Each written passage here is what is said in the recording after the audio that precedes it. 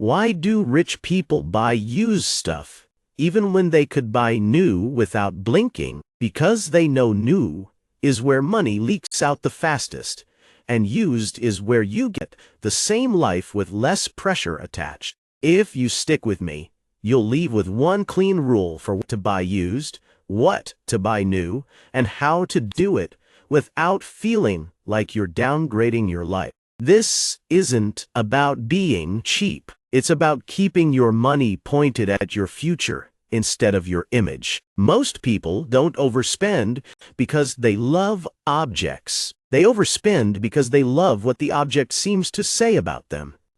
And once you see that, you start noticing how often you're paying for approval instead of paying for usefulness. A new car, a new phone, a new jacket. It's a quick way to tell the world, relax, I'm doing fine. That's your external scoreboard, and it's expensive because it never quiets down.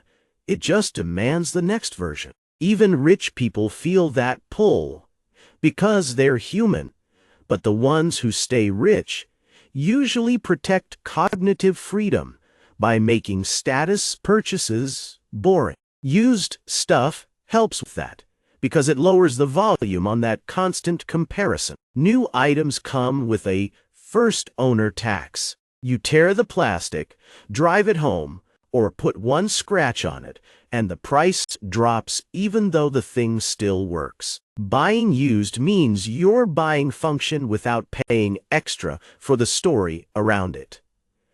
You're quietly saying, I want the tool, not the applause. And that keeps more cash available for things that actually buy time later. Think of what you're really buying when you pay full price. A lot of the cost isn't better performance. It's the feeling of being first. And that feeling wears off fast, while the payment, the insurance, and the habit stick around. When people hear buy used, they picture someone pinching pennies and living small.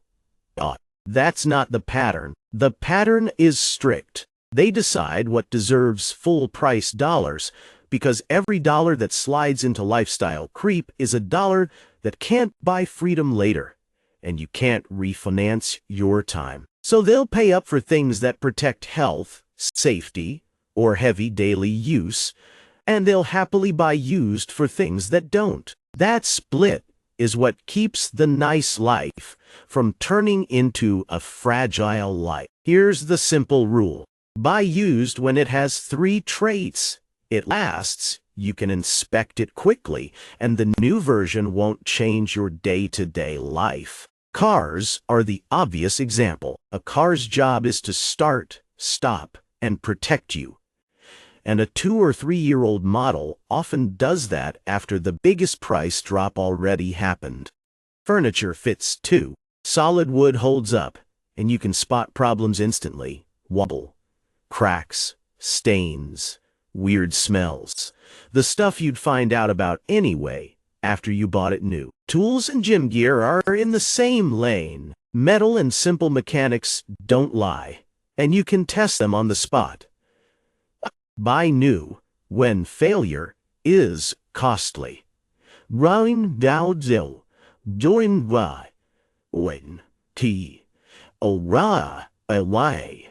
Alright. Mattresses, shoes, if your feet hate you, helmets, car seats, anything where a hidden defect turns into pain or risk. Also buy new when you can't really inspect what matters, and a warranty is the product. You're not being fancy, you're paying for certainty. Set a price ceiling before you look. If you browse first, your brain starts defending whatever you just saw, and suddenly your deal turns into a bigger spend than you planned. Use a short checklist, not vibes, age, condition, replacement cost, and one question most people skip: if this breaks in a month, will I still be glad I tried? Keep your identity out of it. If buying you stings a little, that's the external scoreboard losing power. Buying used keeps lifestyle creep from stealing your future time,